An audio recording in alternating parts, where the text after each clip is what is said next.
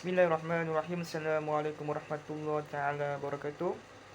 Nama Muhammad Hamizan bin Muhammad Rosni, nombor kinetik I1910343. InsyaAllah saya akan bentangkan strategi pembelajaran. Okey. Secara umumnya, mengajar bermaksud menyampaikan pengetahuan, kemahiran, sikap dan nilai yang dijangka akan membawa perubahan dalam diri pelajar. Pengajaran boleh dilaksana dengan pelbagai cara, iaitu dengan memberi penerangan, bercerita, menunjuk ajar, mengadakan perbincangan dan memberi bimbingan terhadap proses pembelajaran pelajar atau gabungan cara-cara di atas. Seterusnya, pengajaran merupakan proses bagi membantu pelajar membina pengetahuan dan juga apa sahaja aktiviti yang bertujuan untuk menjana pembelajaran. Pengajaran juga melibatkan sumber daripada guru atau pensyarah seperti pengetahuan, kemahiran, bahan yang tersedia ada secara profesional seperti filem, perisian, komputer, sumber manusia atau bakat, kemahiran dan pengetahuan yang sedia wujud dalam diri pelajar. Dalam pendidikan. Okey, kita pun tahu bahawa pendidikan merupakan salah satu agenda terbesar yang boleh mempengaruhi kualiti dan ketamadunan sesebuah bangsa di dunia. Apakah yang dimaksudkan dengan pendidikan?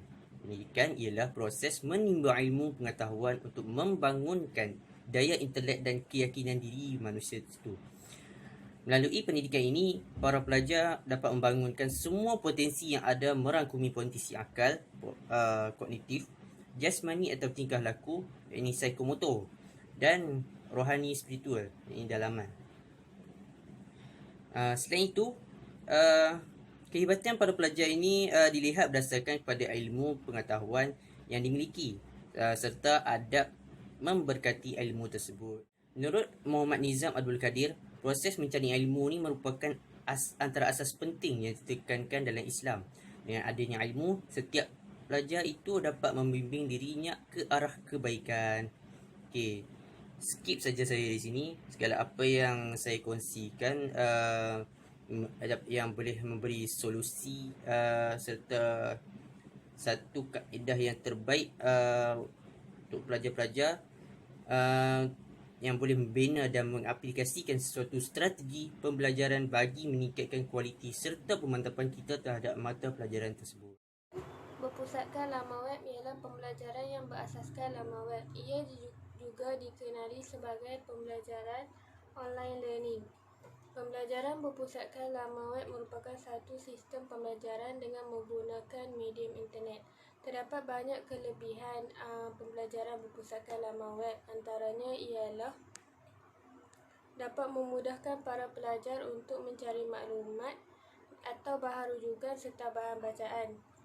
Yang kedua, dapat menjimatkan masa pensyarah dan guru untuk membuat pengumuman dan berita terkini berkaitan subjek yang diajarkan kepada pelajar.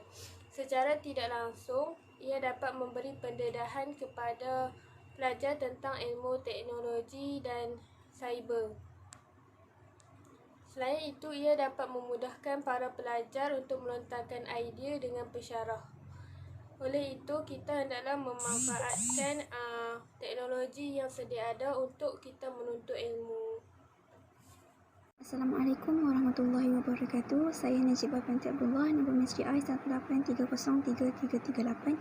Hari ini saya nak teruskan dengan strategi pembelajaran di kampus, yang mana strateginya adalah memberi fokus, yang mana sejam 2 jam pertama atau sejam pertama digunakan untuk mengajar, iaitu pensyarah mengajar, dan sejam yang kedua digunakan untuk membuat kuis dengan cara seorang pelajar diminta untuk membuat soalan. Yang ini diminta oleh pensyarah sendirilah. Yang kedua adalah setiap pelajar akan bertukar, setiap minggu akan bertukar giliran pelajar untuk membuat soalan, yang mana setiap pelajar perlu bersedia kerana nama akan dipanggil secara rawak. Dan yang terakhir adalah daripada membuat kuis tu, pelajar tidak dibenarkan untuk membuka buku dengan tujuan untuk melihat sejauh mana pelajar itu faham dengan apa yang diajarkan oleh pensyarah, dan ianya akan membantu pelajar mengingati semula apa yang baru saja disampaikan oleh pensyarah kepada mereka. Sekian saja daripada saya. Terima kasih. Saya Nur Syazatul Akmal binti Syamsuddin, nombor metrik I191035507. Saya akan membentangkan mengenai set strategi pembelajaran di kampus dengan menggunakan kaedah tutorial. Pendidikan amatlah penting untuk semua lapisan masyarakat pada masa kini bagi memantapkan lagi ilmu pengetahuan yang sedia ada.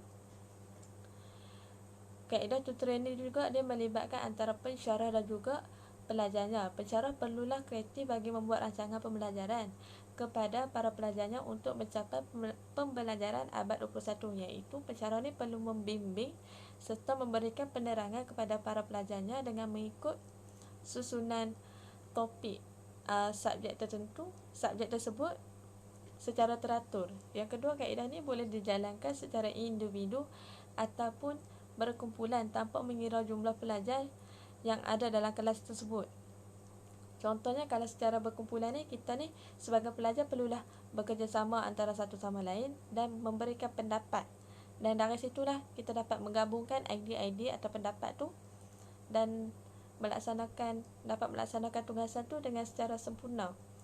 Dari situ juga kita akan buang rasa takut, kita akan hilang rasa malu untuk menyuarakan pendapat dan juga kita akan bersifat keterbukaan untuk menerima pendapat orang lain.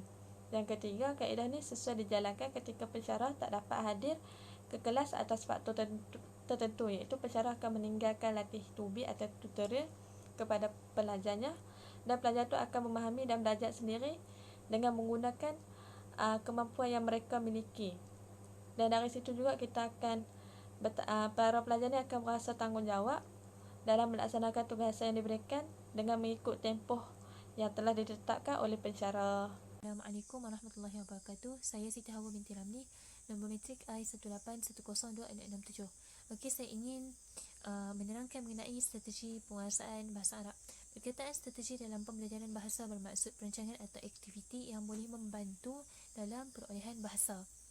Okey, maksudnya kalau kita nak menguasai sesuatu bahasa, terutamanya bahasa Arab, kita perlu ada strategi supaya kita lebih meminati dan dapat membantu kita untuk memahami bahasa tersebut. Antara teknik yang boleh kita gunakan, yang pertama ialah teknik main peranan ataupun simulasi. Teknik main peranan merupakan satu situasi yang melibatkan pelajar memegang suatu peranan sama ada sebagai dirinya ataupun menjadi individu yang lain. Okey, yang ni aktiviti ini melibatkan dua orang atau lebih, iaitu secara berpasangan. Contohnya, guru bagi teks berbahasa Arab kepada pelajar, kemudian mereka saling berdialog antara satu sama lain dan dalam masa yang sama mereka memainkan peranan daripada watak yang mereka bawa. Teknik berdialog ini dapat membantu supaya lebih lancar dalam bertutur bahasa Arab. Kemudian yang kedua ialah teknik latih tubi. Latihan diberikan kepada murid setelah selesai tajuk yang dipelajari. Okey, contoh dalam kelas dah habis satu tajuk, guru bagi latihan kita buat secara berkumpulan. Kemudian setelah selesai, guru akan bincangkan 10 latihan itu untuk mendapatkan jawapan yang betul. Teknik ini memang sangat-sangat berkesan untuk kita lebih ingat apa yang kita pelajari tanpa perlu kita hafal. Assalamualaikum. Hari ini saya nak terangkan pada bahagian konsep pembelajaran berdasarkan pelajar. Okey, ni lebih kepada macam mana pelajar tu nak lebih fokus dalam pembelajarannya. So mereka kalau pensyarah nak bagi assignment ke apa ke, pelajar tu sendiri akan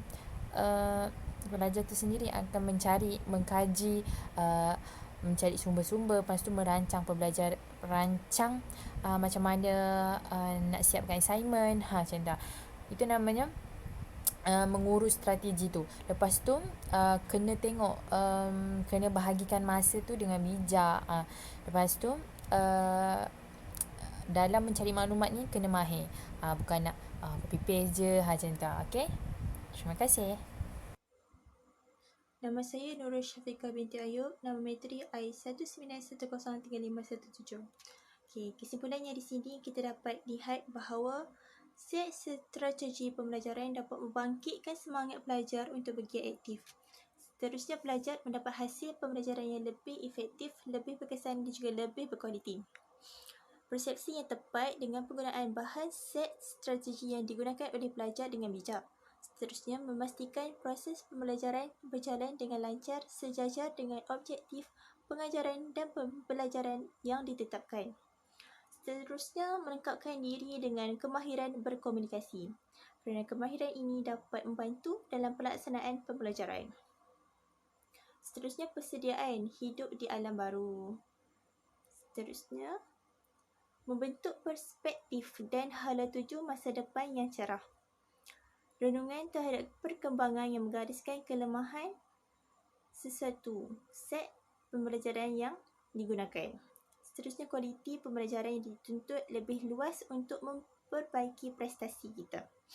Seterusnya, pelbagai aspek sebagai sumber input dengan motivasi, sikap ataupun amalan belajar hingga pelaksanaan yang dipraktikkan oleh pelajar itu sendiri. Seterusnya, mengambil berat tentang perubahan persekitaran dunia pendidikan sama ada dalam negara ataupun luar negara. Seterusnya, pentas sebenar menguji kejayaan siswazah yang menghasilkan output yang berkualiti. Sekian, terima kasih.